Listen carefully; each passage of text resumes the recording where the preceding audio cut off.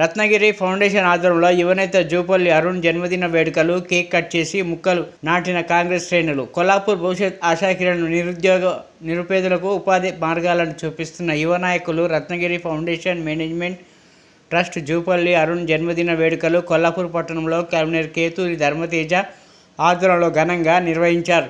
ఈ కార్యక్రమంలో Jupalli Pushpamma, municipal vice chairman Mekala Ramya, పిన్నంశెట్టి జ్యోతి, మేకల శిరీష్ అనంతరం పార్టీ కార్యకర్తలు, ప్రజలు, అధికారులు అధిక సంఖ్యలో పాల్గొని కార్యక్రమాన్ని విజయవంతం చేశారు.